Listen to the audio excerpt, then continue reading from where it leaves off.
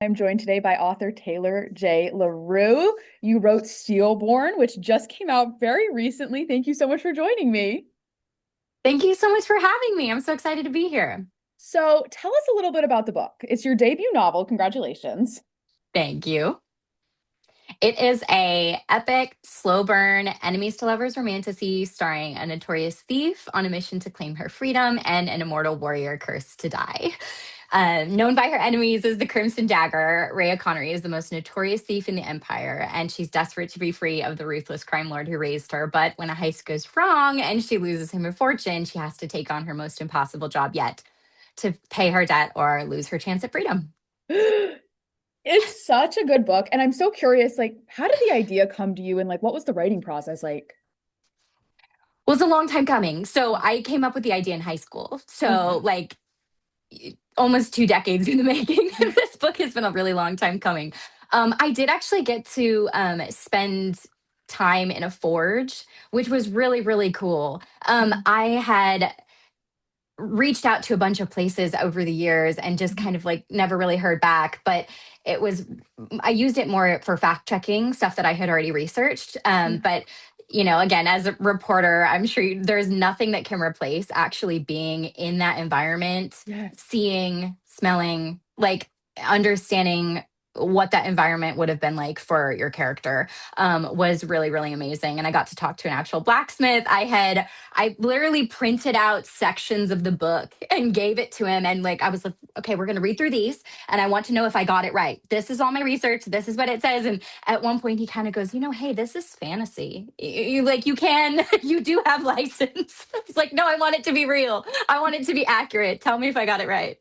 So I yeah, love that. that was one of the coolest parts of the process for sure. Yeah, and that's such a journalist thing to do to fact check it with someone who's actually in the career, even if it's a fantasy novel, just be like, is this really, really right? Just making sure. Yeah, I love that. And he was really so helpful. something I actually read on your website was, and this is, I believe, a direct quote that you like to write heroines with sharp tongues and sharper swords. I loved that. Can you tell me why was so important to you to write Rhea as a strong female character?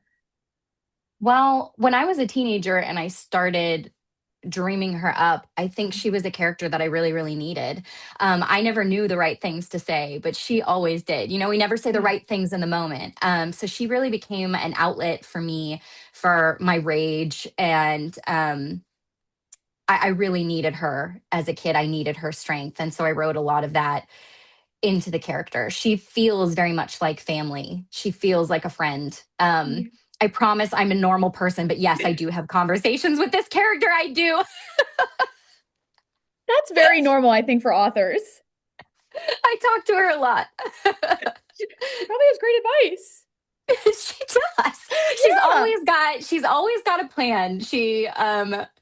Yeah, she's very cunning and very analytical, and that's not something I am too. I think that's a little bit of a stretch. I think she has a lot of traits. I think again, as a teenager, I think she has a lot of traits that I wish I had. I'm not really, I lead with my emotions and I lead with my heart, and she leads with cunning and um a sharper wit than I will ever have, which I guess I write her dialogue. So I guess that is sort of my wit. But yeah, she's definitely more analytical than I am. So that's really fun to write her character. She says something in the book at one point, like, if he's not talking, I'm not learning anything.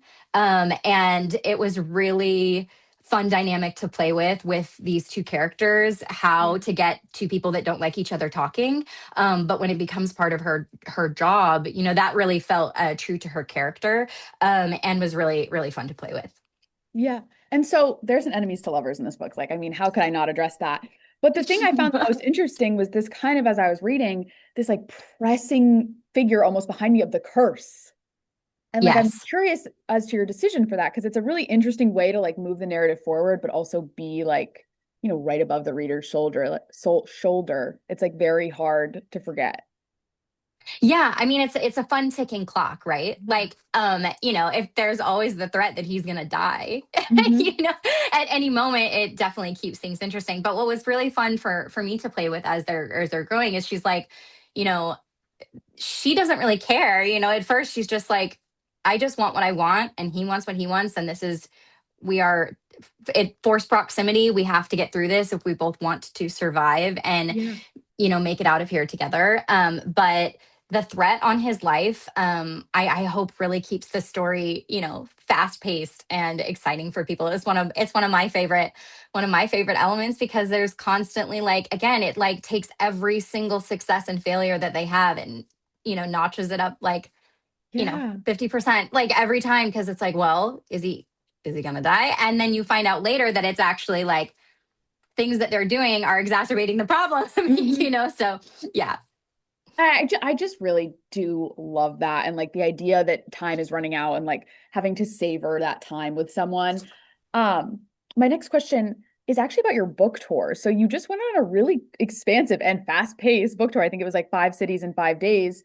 And Yeah. that's not typical for a debut author nowadays. I mean, a lot of them are not given those expansive book tours. And so I'm just wondering like what that felt like for you, for your publisher to like really, back you like that. It was really incredible. Very emotional. I used to work in events. I am a former bookseller and I ran an events program for many, many years and got to meet so many incredible people through that experience. And so events is kind of like my back, it's a huge part of my background. And so when they said they were going to send me on a tour, I was so honored and so excited because that was like, again, I spent years behind, like being the one passing the books, to authors and telling readers where to go and being the person like, poking my head out from behind the bookshelf, checking the mics, checking the volume. And so to then be the person there talking was just a wild experience. And it was so fast. Everyone's like, hey, what did you see? What'd you do? And I'm like, I was up at the crack of dawn, before the sun every day. 5 cities, 5 days back to back. I am still mad that I came home from Boston without a Harvard sweatshirt. It was the one thing I wanted to do in Boston and I didn't get to do.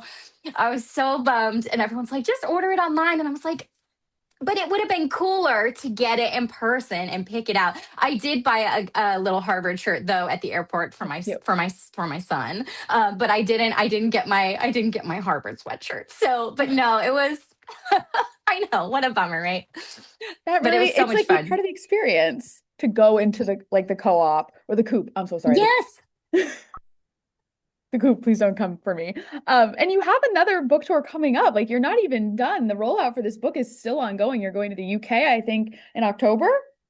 Yes, and it's quite a few stops. So Yeah. they asked, they were like, how, what are you thinking, like engagement wise? And I was like, put me to work. If I'm going across the pond, put me to work while I'm there. Like so I hope to meet as many readers as possible and go to as many bookstores and meet as many booksellers as Yeah. possible. And I'm so excited for the events lineup that they have. They have some super fun things planned. So definitely check out definitely Yeah. check out the events for that.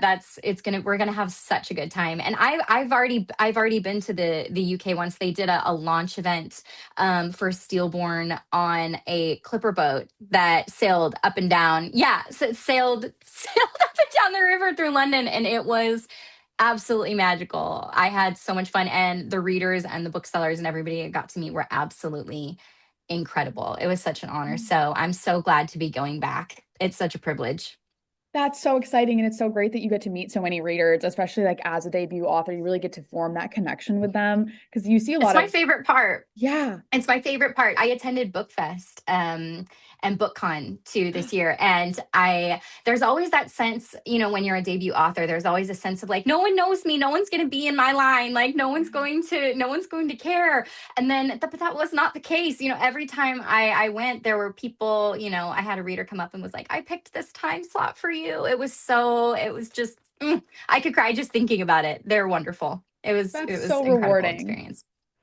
I know I've seen a lot about your book online too, just from like on Book Talk, and everyone's like, I cannot wait for this. Obviously, it's come out now, but I saw a lot of hype around it. So I can confirm. It's Very such a good. gorgeous book too. The artists that contributed to the deluxe special edition are absolutely incredible. And Mhm. I was really passionate about having a character on the cover. I really Yeah. wanted Rhea on the cover. I mean, she is the beating heart of Steelborn. She's where it all began. So I really want the book to feel nostalgic for Mhm. people. I want this to um I want you to feel nostalgic when you're holding it and when you're reading it. And so many books that I read growing up had that profile of the Yeah. character on the cover. And so that was kind of my one note from the beginning. I was like, I really want Rhea on the cover. And I love how they did it with the sword crossing her. It felt just like there's so many books obviously with swords and blades on them, but I felt like the way we did it was across with the language. It was just they just knocked it out of the park. It's a beautiful cover and a beautiful book to judge by the cover. I Thanks. do think. Thanks. That is a part of it, right? I mean, I was a bookseller. I like people do judge Mhm. books by their cover. It's a huge part of it. So you have Yeah. to take that into an account. Yeah, it's a totally part of the covers are like the best part is judging them, being like, oh, this is a beautiful Hmm. cover. I want to read this. So I Hmm. am curious, what are you working on right now, if anything? I know you're probably very busy gearing up for the tour, but I am working on the second book in the okay. Steelborn saga and having a grand old time.